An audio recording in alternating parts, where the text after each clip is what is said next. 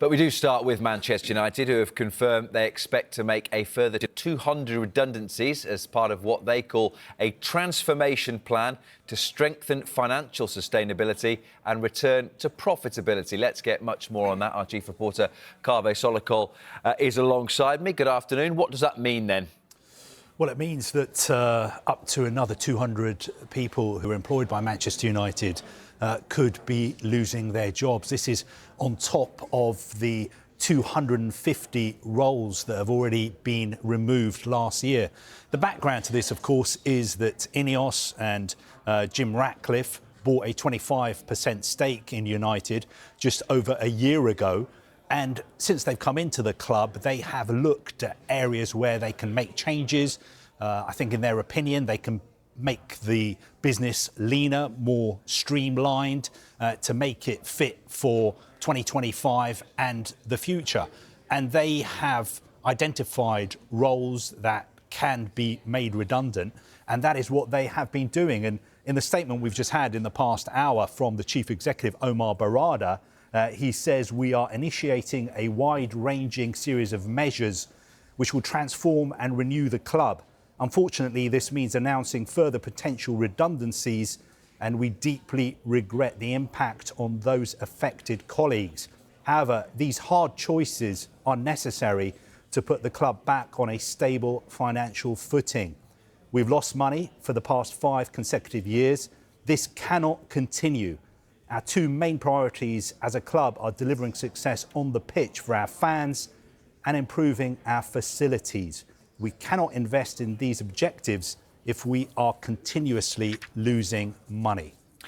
Now, last week, it marked a year since INEOS took their stake and took control of football operations at Manchester United. There were a lot of pieces about, I guess you would call it potentially penny pinching if you wanted to, or streamlining. It's not just redundancies that are being put in place by INEOS to change things at Manchester United. No, I think going forward, we are going to see more staff moving from Old Trafford to working at Carrington. Of course, Carrington is being redeveloped at the moment.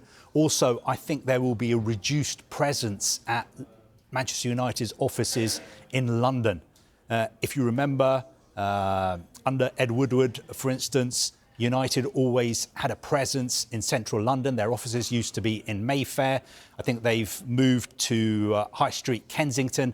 That was to have the people who sort of negotiate United's commercial deals based in London, because the thinking was that it was easier to meet interested parties who wanted to do business with United in London rather than in Manchester. I think going forward there will still be a London office for United, but more of the people who work in London will be moving to Manchester. Also, a couple of other things to clear up. I know there have been some reports today about the fact that if you work at United's training ground and you're not a member of the first team squad, the catering arrangements are going to change for you. I've seen headlines saying that you'll only be getting soup and sandwiches.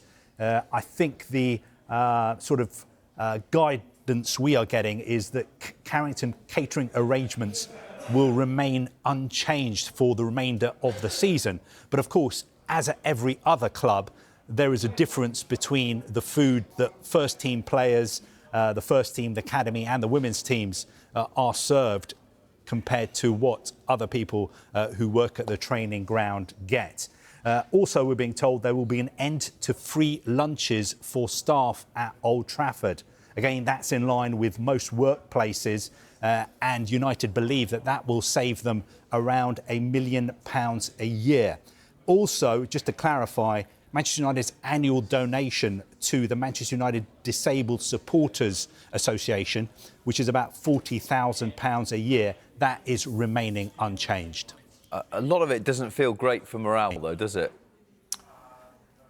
I mean, of course it doesn't. You know, people are losing their jobs, and a lot of the people losing their jobs are not the people who are responsible for the fact that United have lost something like £300 million over the past 3 years. Now, if you look at why United are struggling financially, those people are not the people to blame, really.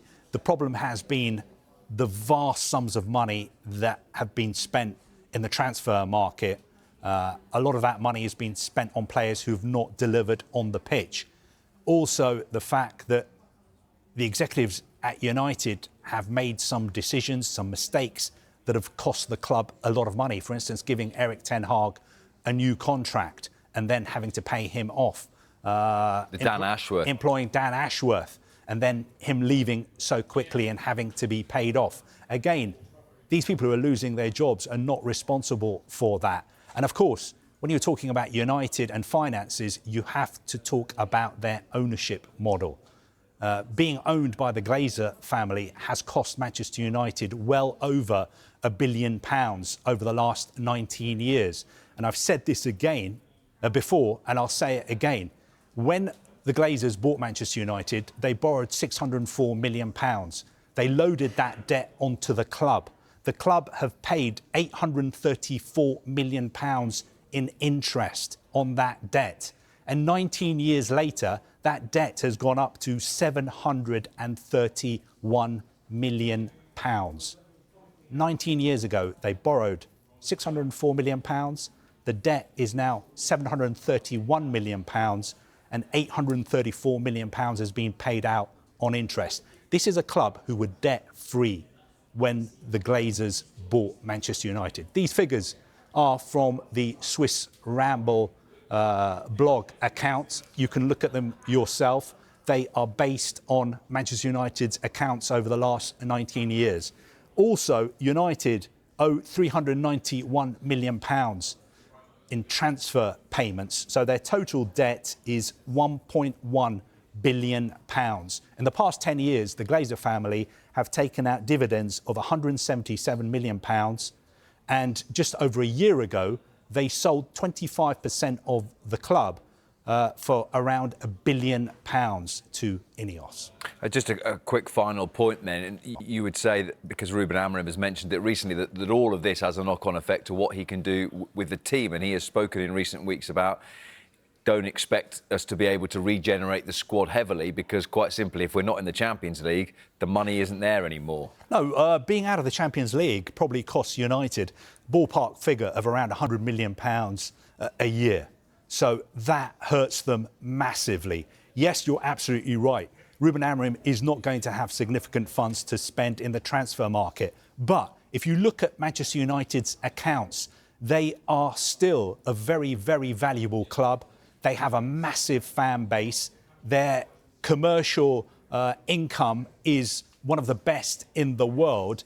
There is no reason why, if Manchester United were debt-free and run properly, why they could not be as successful as they were under Sir Alex Ferguson.